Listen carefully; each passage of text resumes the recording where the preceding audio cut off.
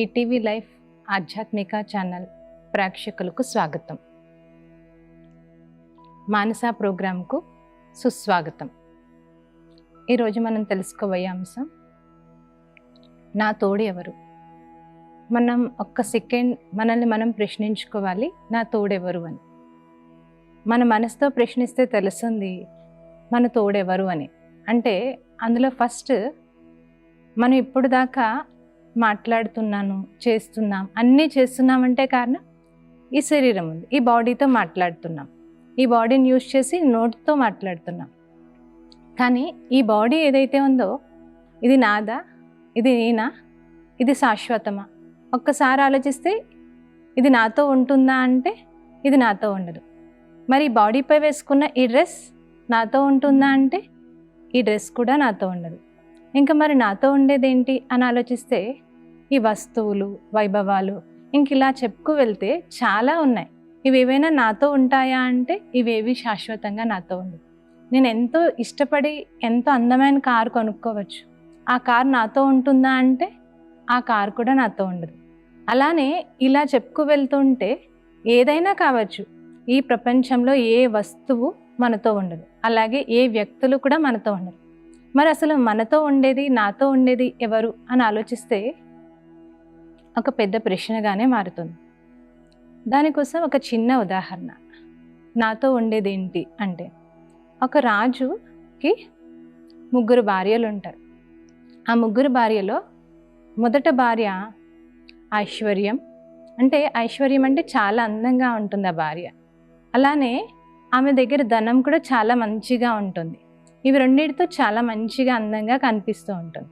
ఇంకో 2వ భార్య వల్ల ఆయనకి పేరు ప్రఖ్యాతులు అన్నీ చాలా మంచిగా వచ్చాయి. ఇంకా 3వ భార్య అంటే రాజుకి పెద్ద ఇష్టం ఉండదు. ఆ 3వ భార్య ఏం చేస్తుంది అంటే ప్రతి సెకండు మంచి పనులు చేయండి, మంచిగా ఉండండి, ఇలా ఉండండి, అలా ఉండండి అని సజెషన్స్ చెప్తూ ఉంటుంది. అయితే ఈ 3 భార్యలు రాజు దగ్గరే ఉంటారు. కానీ మొదటి 2 భార్యలు అంటే రాజుకి అప్రయత్నమైనటువంటి ప్రేమ ఉంటుంది, చాలా ఇష్టం ఉంటుంది. ఎందుకంటే ఆ ఇద్దరే నాకు అన్నీ తీసుకొచ్చారు, వాళ్ళిద్దరే బాగుంటారు. కానీ లాస్ట్ టైం వచ్చేసరికి రాజు చనిపోయే సమయానికి రాజు ముఖంలో మార్పు వస్తుంది. రాజు అందహీనంగా అవుతాడు. రాజు దగ్గర ఉన్న డబ్బులన్నీ సమాప్తమైపోతాయి. ఆ సమయంలో మొదట భార్య ఆయన్ని వదిలి వెళ్ళిపోతుంది. ఇంకా 2వ భార్య కూడా మీకు పేరు లేదు, ప్రఖ్యాతి లేదు, మీతో నేను ఉండను అని 2వ భార్య కూడా వెళ్ళిపోతుంది.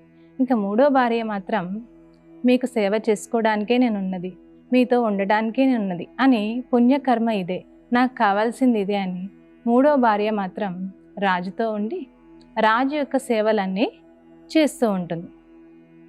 అలా చేస్తూ ఉంటే ఆ రాజు లోపల చాలా వేదన పడుతూ ఉంటాడు. ఏమని అంటే, నేను చాలా ఇష్టపడి ప్రేమ పెంచుకున్నది ఈ మొదట 2 భార్యల పైన, కానీ ఆ 2 భార్యలు నన్ను వదిలి వెళ్ళిపోయారు.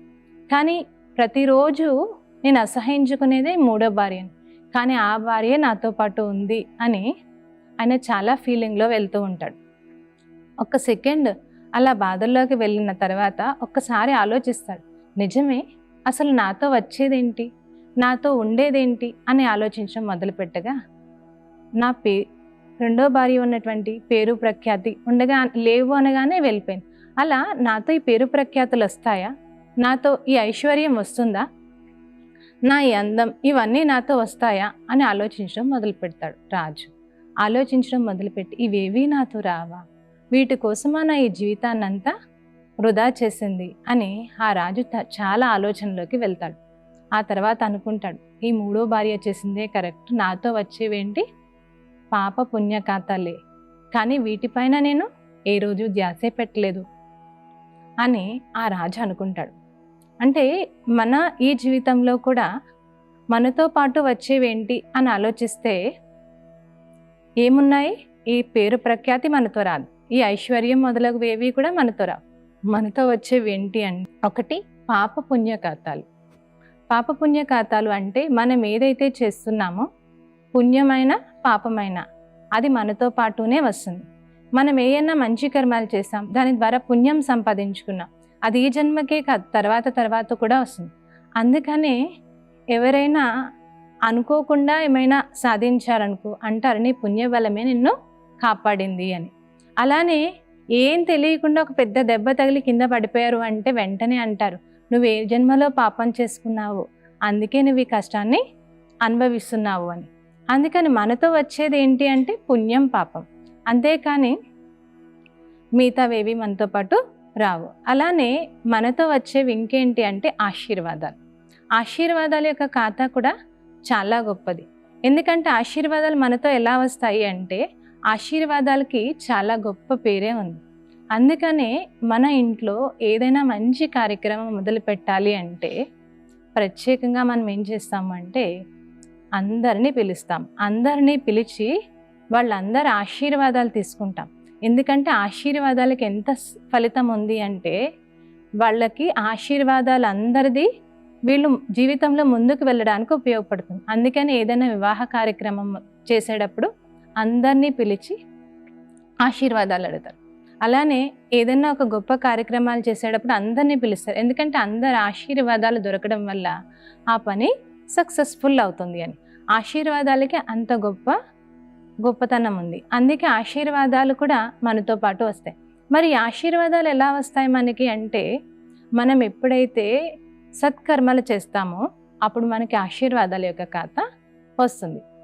మనం అందరితో ఎప్పుడైతే ప్రేమగా మాట్లాడతామో అప్పుడు అందరూ వీరు బాగుండాలి అని అనుకుంటారు. అదే మనకు ఒక ఆశీర్వాదంలాగా జమ అవుతుంది. ఎప్పుడైతే మనం సర్దుకుని వెళ్ళిపోతూ ఉంటామో అప్పుడు వాళ్ళు అనుకుంటారు, వీళ్ళు ప్రతి చిన్నదానికి ఈజీగా సర్దుకు వెళ్ళిపోతున్నారు కదా, వీళ్ళ పరిస్థితులు ఏవైనా ఈజీగా సర్దుకుపోతాయి, సో వీళ్ళు ఎప్పుడు బాగుండాలి అని వాళ్ళు ఆలోచన చేస్తారు. అలానే మనం ఎప్పుడైతే అందరితో కలిసి వెళ్ళిపోతూ ఉంటామో, కలిసి మెలిసిపోతామో అప్పుడు వాళ్ళు అనుకుంటారు వీళ్ళు ఎప్పుడు ఇలానే కలిసి మెలిసి ఉండాలి అని. దానివల్ల ఏమవుతుంది అంటే మనం కలిసి మెలిసి ఉండగలుగుతాం. అలా మనం ఏవైతే పనులు చేస్తామో ఆ పనులన్నిటికీ మనకి రిజల్ట్ ఆశీర్వాదాల రూపంలో లభిస్తుంది. అందుకని మనం ఆశీర్వాదాలు లభించేటువంటి పనులు చేస్తూ ఉన్నట్లయితే మనకి ఆశీర్వాదాలు జమ అవుతాయి. ఇవి మరో జన్మకి మనకి తప్పకుండా వస్తాయి. అలానే మనతో పాటు కూడా వస్తాయి. ఇంకా మనతో పాటు వచ్చేవి ఏంటి అంటే మన కర్మ మనతో పాటు వస్తుంది.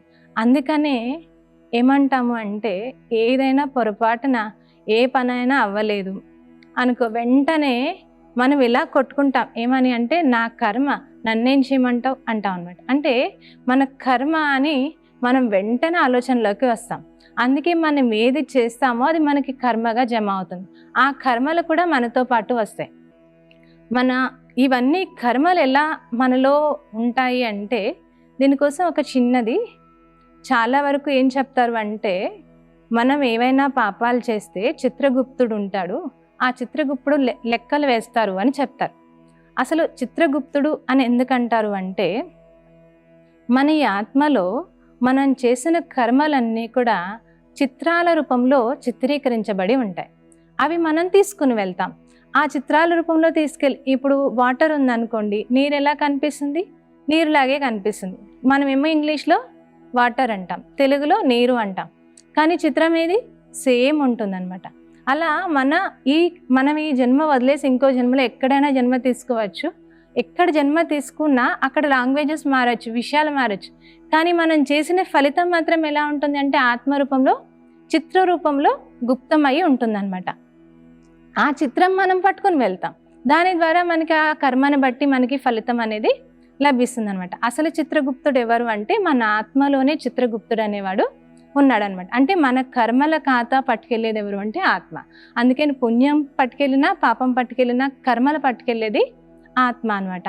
అందుకని నాతో పాటు వచ్చేది ఏంటి అంటే నేను చేసుకున్న కర్మ.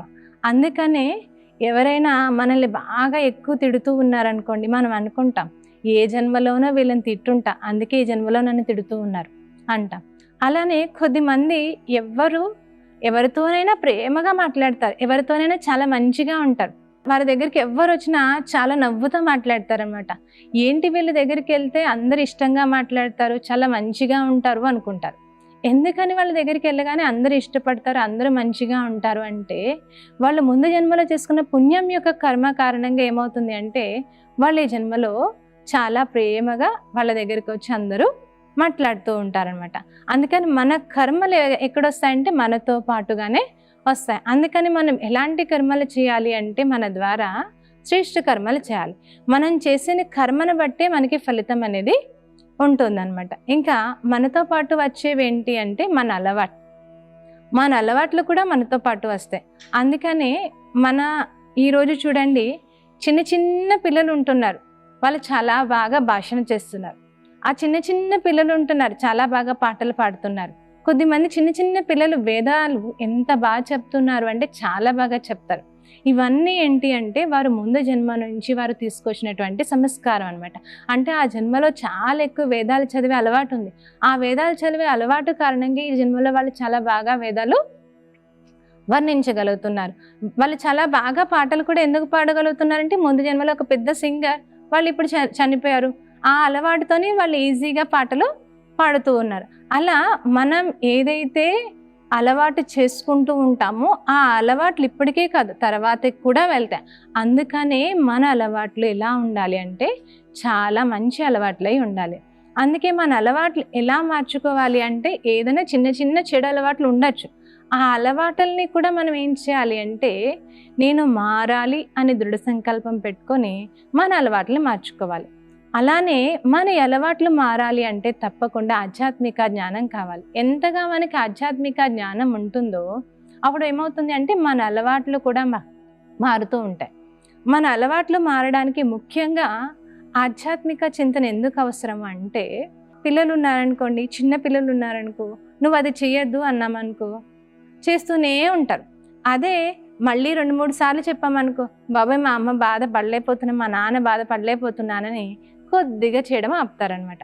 అలాగే ఆధ్యాత్మిక చింతన చేయడం వల్ల ఏమవుతుందంటే మనకి ఏదైనా అలవాటు అయిపోయింది, అది మారలేకపోతున్నామంటే ఈరోజు మారలేదు, ఆ విషయాలు వినగానే ఆ ఆలోచన రాగానే మారాలి అన్న ఆలోచన వస్తుంది. ఇంకోసారి మారాలన్న ఆలోచన వస్తుంది.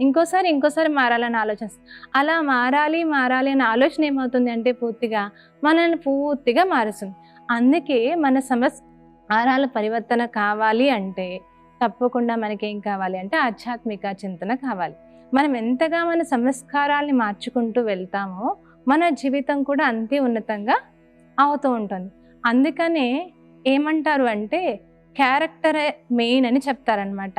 ఏమని చెప్తారంటే ధనం పోతే కొద్దిగానే పోయింది అని చెప్తారు. అదే ఆరోగ్యం పోతే బాగా కొంచెం పోయింది అని చెప్తారు. అదే క్యారెక్టర్ పోతే అన్నీ పోయాయి అని చెప్తారు. అందుకనే మన క్యారెక్టర్ అనేది చాలా ఉన్నతమైనది. ఆ క్యారెక్టర్ మనం నిలుపుకోవాలి అంటే మన అలవాట్లు కూడా చాలా బాగుండాలి. మరి మన అలవాట్లు బాగుండాలి అంటే మన దగ్గర మంచి గుణాలు, మంచి శక్తులు ఉన్నట్లయితే ఆటోమేటిక్గా ఈ క్యారెక్టర్ కూడా మంచిగా మారుతుంది. మన అలవాట్లు కూడా మంచిగా మారుతూ ఉంటాయి. ఎంతగా మన అలవాట్లు మార్చుకుంటూ వెళ్తూ ఉంటామో అందరికీ నచ్చేవారిగా మారుతూ ఉంటాము. ఎంతగా అందరికీ నచ్చేవారిగా మారుతూ ఉంటామో అందరి నుండి మనకి పుణ్యం యొక్క ఖాతా కూడా జమ అవుతుంది. ఇది కూడా మనతో పాటు వస్తుంది. అందుకని మనం ఏం చేయాలి అంటే మన అలవాట్లని తప్పనిసరిగా మంచి మార్గంలోకి మార్చుకోవాలి. అంటే చాలామందికి అలవాటు ఉంటుంది అనమాట. ఎవరైనా ఏమైనా అనగానే వెంటనే రెస్పాన్స్ చెప్పడం అలవాటు ఉంటుంది.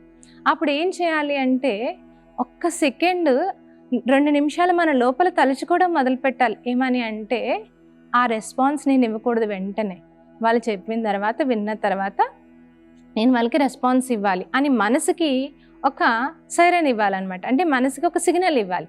ఇచ్చి అలా ఎప్పుడు జరిగినా నువ్వు ఒక 2 నిమిషాలు ఆలోచించి మాట్లాడు అని చెప్పాలన్నమాట. అప్పుడు ఏమవుతుందంటే మనసుకి అది అలవాటు అవ్వడం మొదలు పెడుతుంది. అప్పుడు ఆటోమేటిక్గానే మనసు మన కంట్రోల్లో రావడం మొదలవుతుంది. అప్పుడు ఆ అలవాటు మారడం వల్ల ఎదుటి వాళ్ళకు కూడా చాలా ఫ్రీ అనిపిస్తుంది.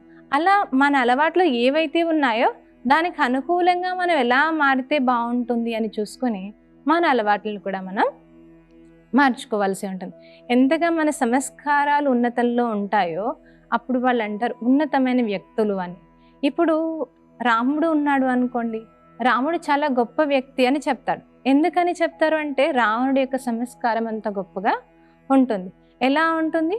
పెద్దల్ని నమస్కరించే స్వభావం, అలానే పెద్దలు ఎవరైనా ఏమైనా చెప్తే ఆజ్ఞాకారిగా ఉండటం, ఇవన్నీ రాముడి యొక్క సంస్కారాలు. అందుకని రాముడు చాలా గొప్ప వ్యక్తి అని చెప్తాం. అలా మన కూడా సంస్కారాలు మంచిగా ఉన్నట్లయితే అందరూ కూడా మనల్ని ఏమంటారు అంటే గొప్ప వ్యక్తులు అంటారు, దేవతలు అని కూడా అంటారు. ఎవరైతే ఉన్నతమైన అలవాట్లు ఉంటాయో వారందరినీ కూడా దేవతలు అంటారు. దేవతలు ఉన్నతమైన అలవాట్లు ఏంటి అంటే వారు ప్రతి ఒక్కరిపైన దయాభావన ఉంటుంది, ప్రతి ఒక్కరిపైన క్షమాభావన ఉంటుంది, ప్రతి ఒక్కరితోని చిరునవ్వుతో ఉంటుంది, వారి ముఖం ఇప్పుడు చిరునవ్వుతో ఉంటుంది. అందుకే దేవతలు ఉన్నతమైన వాళ్ళు అంటారు. ఆ క్వాలిటీస్ మనలో, ఆ అలవాట్లు మనలో అలవర్చుకున్నాము అంటే మనమే దేవతలుగా తయారు కావచ్చు. ఆ అలవాట్లన్నిటినీ ఎప్పుడు తయారు చేసుకోవాలి అంటే ఇప్పుడే తయారు చేసుకోవాలి. ఇప్పుడు మనకి ఏవైతే అలవాట్లుగా మారాయో అవే మనకి భవిష్యత్తులో కూడా మనతో పాటు వస్తాయి. అందుకని మనం ఏం మార్చుకోవాలి అంటే మన యొక్క అలవాట్లను మనం మార్చుకోవాల్సి ఉంటుంది. ఇంకా మన తోడెవరు అని అడిగితే, లేదా నా తోడెవరు అని అడిగితే, ఇవన్నిటికంటా కూడా గొప్ప తోడు ఎవరు అంటే పరమాత్మ నా తోడు. ఎందుకంటే ఈ పరమాత్మ మన తోడు ఎప్పటికీ ఉంటారు. మనుషులు ఎంత టైం ఉంటారు, కొద్ది టైం ఉంటారు, మిగతా టైంలో వాళ్ళు ఉండరు. ఎవరి బిజీలో వాళ్ళు, ఎవరు ఏ టైంలో వస్తే వాళ్ళు ఆ టైంలో వస్తారు, వెళ్ళిపోతూ ఉంటారు. ఇప్పుడు మన తండ్రి ఉన్నాడు అనుకోండి, ఆ తల్లి తండ్రి ఎప్పటి వరకు ఉంటారు, ఒక చిన్న వయసు వరకే ఉంటారు. ఆ తర్వాత టీచర్ వస్తారు, ఆ తర్వాత మన ఈ జీవిత ప్రయాణంలో ఆ తర్వాత స్నేహితులు వస్తారు, ఆ స్నేహితుల తర్వాత ఇంకెవరు వస్తారు, భార్య పిల్లలు, ఇలా వస్తారు. ఇలా చూసుకు వెళ్తూ ఉంటే మన జీవితంలో ప్రతి ఒక్కరూ ఒక్కొక్కరు ఎక్కుతూ ఉంటారు. కానీ చివరి సమయంలో మనం వెళ్ళిపోయేటప్పుడు మనతో పాటు వచ్చే వాళ్ళు అయితే ఎవ్వరూ ఉండరు అనమాట. ఇప్పుడు మన ఫ్రెండ్సే ఉన్నారనుకో, మనం ఫ్రెండ్స్ కోసం ఎంత సమయమో ఆలోచిస్తాం. ఆ సమయంలో చదువుకునే టైంలో ఫ్రెండ్స్తో చాలా ఎక్కువ తిరుగుతాం, చాలా ఎక్కువ ఉంటాం. మళ్ళీ వివాహం అయిన అనంతరం ఏం చేస్తారు, ఆ ఫ్రెండ్స్ అందరినీ మర్చిపోతారు. లేదా ఏదైనా ఒక ఆక్యుపేషన్లోకి వెళ్ళిపోయిన తర్వాత, ఏదైనా దాంట్లోకి వెళ్ళిపోయిన తర్వాత అందులో బిజీ అయిపోతారు. ఫ్రెండ్స్ యొక్క ఆలోచనే మనకి ఉండదు. అలా మనం ఒక దానిలోకి వెళ్ళిపోయిన తర్వాత ఇంకొకటి అన్నీ పూర్తిగా మర్చిపోతాం. వీళ్ళెవ్వరు మనతో పాటు రాళ్ళు, వాళ్ళతో మనకి ఎలాంటి షేరింగ్స్ ఉండవు. కానీ మనతో స్టార్టింగ్ నుంచి ఎండింగ్ వరకు మనకు షేరింగ్ చేసుకోవడానికి ఉండేది ఎవరు అంటే భగవంతుడు ఒక్కరే. అందుకని మన సంబంధం ఎప్పుడు ఎవరితో ఉండాలి అంటే ఒక పరమాత్మతోనే ఉండాలి. ఒక స్త్రీ ఉంది అనుకోండి, ఆ స్త్రీ ఏదైనా కష్టం వచ్చింది, అత్తవారింటికి వెళ్ళిన తర్వాత తల్లికి చెప్పుకోవాలంటే చాలా కష్టం. ఎందుకంటే ఆ తల్లి బాధపడుతుంది, ఆ తల్లి సెటరేట్ చేయలేదు. అదే ఆ కష్టాన్ని భగవంతుడికి చెప్పుకుంది అంటే ఆ భగవంతుడు ఆ కష్టాన్ని ఎదుర్కొనే శక్తిని ఆ స్త్రీకి ఇవ్వగలుగుతారు. ఆ సమయంలో ఆమెకు చాలా తేలికైపోయిన భావన కూడా ఉంటుంది, ఆ కష్టాన్ని కూడా ఈజీగా దాటేయగలుగుతుంది. అందుకని మనం ఎవరిని తోడు చేయాలి అంటే భగవంతుడిని తోడు చేసుకోవాలి. భగవంతుడిని మనం మనకి ఇష్టమైన రూపంలో తోడు చేసుకోవచ్చు. ఒక తండ్రిగా తోడు చేసుకోవచ్చు, ఒక టీచర్గా తోడు చేసుకోవచ్చు, ఒక గురువుగా తోడు చేసుకోవచ్చు, లేదా మనకు ఒక స్నేహితుడిగా కావాలి అంటే స్నేహితుడిగా కూడా తోడు చేసుకోవచ్చు. మనం ఏ రకంగానైనా భగవంతుని తోడు చేసుకోవచ్చు. మనం భగవంతుణ్ణి కనుక ఏదో రూపంలో తోడు చేసుకున్నట్లయితే మనకేమవుతుంది అంటే ఎలాంటి సమస్య అయినా సమస్యలాగా అనిపించదు, చాలా తేలిగ్గా అనిపిస్తుంది అనమాట. దానికి ఒక చిన్న ఉదాహరణ, ఒక గొప్ప ఇండస్ట్రియలిస్ట్, ఆయనకి భగవంతుడు అంటే చాలా ఇష్టం. ఆయన ఎవ్రీ సెకండ్ ప్రతి చిన్న విషయాన్ని భగవంతుడితో షేర్ చేసుకుంటూ భగవంతుడితో మాట్లాడుతూ ఉండే వ్యక్తి, అంటే ఆధ్యాత్మిక భావాలు కలిగినటువంటి వ్యక్తి. ఆ వ్యక్తికి ఉన్నటువంటి అలవాటు ఏంటి అంటే సముద్రం ఒడ్డున రోజు సాయంత్రం అయ్యేసరికి నడవటం అలవాటు అనమాట. అయితే ఆ వ్యక్తి సముద్రం ఒడ్డున భగవంతుని స్మృతిలో నడుస్తూ ఉండేవాడు. ఆయన భగవంతుడితో ప్రతి చిన్న విషయాన్ని షేర్ చేస్తూ ఉండేవాడు. ఆ షేర్ చేస్తూ ఉన్నప్పుడు ఆయన నడుస్తూ ఉంటే ఆయన పక్కన 2 పాదాలు కనిపిస్తూ ఉండేవి. ఈయన పాదాలు 2, ఆయన పక్కన 2 పాదాలు, మొత్తం 4 పాదాలు ఆయన నడుస్తున్న ప్రతి సెకండ్ కనిపించాయి. అంటే ఆయన భగవంతుని అలా షేర్ చేసుకుంటూ ప్రతి విషయం మాట్లాడుతూ ఉండేవాడు. అలా ఉన్న టైంలో కొన్ని రోజులకి ఏమైంది అంటే ఆయన ఉద్యోగంలో ఒక వ్యక్తి ఏదో చిన్న పొరపాటు చేయడం వల్ల మొత్తం అకౌంట్ అంతా వేరే వాళ్ళకి ట్రాన్స్ఫర్ అయిపోయి ఫుల్ లాస్లోకి వెళ్ళిపోయింది. ఆ ఇండస్ట్రీ అంతా మొత్తం మూతపడే స్టేజ్కి వచ్చేస్తుంది. ఆ సమయంలో ఏమైంది అంటే ఆయనతో ఉన్న బంధువులు కానీ స్నేహితులు కానీ ఎవరైతే ఆయన చుట్టూ ఉండేవాళ్ళో వాళ్ళందరూ దూరం అయిపోయారు. మొత్తం ఎవరైతే ఆయనతో పాటు ఉన్నారో వాళ్ళంతా దూరం అయిపోయారు. ఈయన మాత్రం సింగిల్గా మిగులుతాడు. ఆయన అయినా కానీ ధైర్యాన్ని కోల్పోకుండా భగవంతుడు నా తోడు ఉన్నాడు అని భావంతో సేమ్ అదే సముద్రం ఒడ్డున నడుస్తూ ఉంటాడు. అలా సముద్రం ఒడ్డున నడుస్తూ భగవంతుని తోడు అనుభవం చేసుకుంటూ, భగవంతురా నువ్వే నాకు అన్ని, నాకు ఇలా పరిస్థితి అయింది అని ప్రతిదీ మాట్లాడుకుంటూ సముద్రం ఒడ్డున నడుస్తూ ఉంటాడు. కానీ ఆయనకేమీ అర్థం కాకుండా ఉంటుంది. అలానే నడుస్తూ ఉంటాడు. ఆ పక్కన మాత్రం ఆయనకి 2 పాదాలు కనిపించకపోయేసరికి ఆయన మనసులో భగవంతుడు నాతోనే ఉన్నాడు అనుకుంటాడు, ప్రతి విషయాన్ని చెప్తూనే ఉంటాడు. కానీ ఆ పాదాలు ఎందుకు కనిపించట్లేదు అని ఒక చిన్న సందేహం మాత్రం ఉంటుంది. కానీ నాతో భగవంతుడు ఉన్నాడని పూర్తి భావనానికి తేలికదనం వల్ల అనిపిస్తూనే ఉంటుంది. అయితే ఆయన అలా ఉండగా మొత్తం అన్నీ సెటరేట్ చేసుకుని ఒక పొజిషన్కి మళ్ళీ స్టార్ట్ రావడం వస్తాడు. ఆయన ఒక మంచి పొజిషన్కి మళ్ళీ వచ్చేస్తాడు ఇండస్ట్రియలిస్ట్. అప్పుడు ఆ వ్యక్తి అలా వచ్చిన తర్వాత కూడా సేమ్ భగవంతుని తోడు అనుభవం చేసుకుని సముద్రం ఒడ్డున నడవటం మొదలు పెడతాడు. అప్పుడు పక్కన మళ్ళీ 2 పాదాలు కనిపించడం మొదలు పెడతాయి. అంటే 4 పాదాలు కనిపిస్తూ ఉంటాయి. అప్పుడు వెంటనే భగవంతుడా ఏంటి ఈ మార్పు, ప్రపంచంలో అందరూ దూరం అయిపోతారు, నువ్వు మాత్రం నాతోనే ఉంటావు, ఎప్పటికీ దూరం అవ్వవు అనుకున్నాను. కానీ నువ్వు కూడా అందరిలానే నాకు సమస్య వచ్చినప్పుడు నాతో పాటు ఉండకుండా వెళ్ళిపోయావు. ఈ పాదాలు నాకు అప్పుడు కనిపించలేదు, ఇప్పుడే కనిపించడం మొదలుపెట్టాయి అని ఆ వ్యక్తి భగవంతుని అడుగుతాడు. అడగగానే భగవంతుడు ఒక చిరునవ్వు నవ్వి, ఒక్కసారి నువ్వు ఆలోచించుకో, నా పాదాలు కనిపించాయా నీ పాదాలు కనిపించాయా అని. అప్పుడు వెంటనే ఆ వ్యక్తి ఆలోచిస్తాడు. ఆలోచించగానే నా పాదాలు ఇలా పొడవున్నాయి, ఆయన పాదాలు చిన్నగా 2 కనిపించేవి, నేను నడిచిన ప్రతి సెకండు నా ముందు కనిపించేవి ఆ చిన్న పాదాలే కనిపించేవి, పెద్దవి కనిపించలేదు అని. ఆవిడ భగవంతుడు చెప్తాడు, నువ్వు సమస్యలో ఉన్న టైంలో నేను నిన్ను ఎత్తుకుని నడిచాను, అందుకు నీ పాదాలు కనిపించలేదు, నా పాదాలే కనిపించాయి అని భగవంతుడు చెప్తాడనమాట.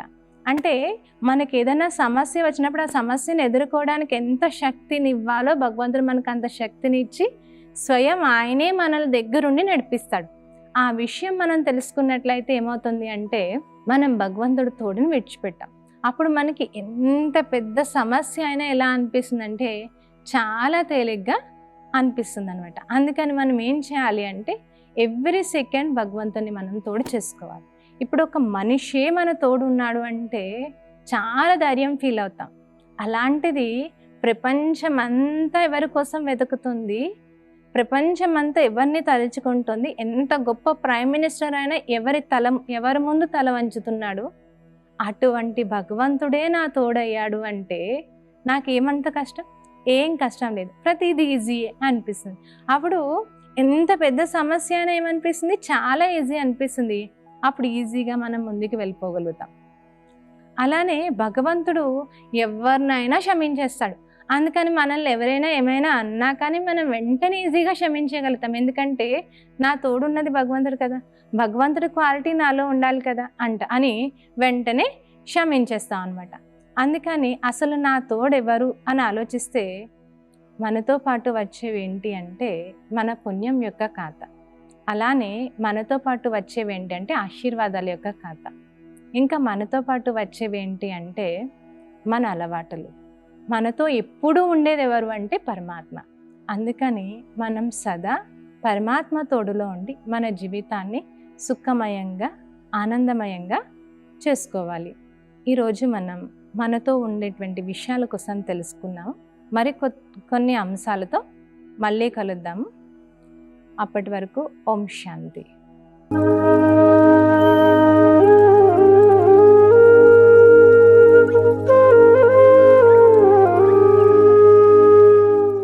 ఈ కార్యక్రమాన్ని తిరిగి చూడాలనుకుంటే www.youtube.com/ETV Life Spiritual లో చూడవచ్చు.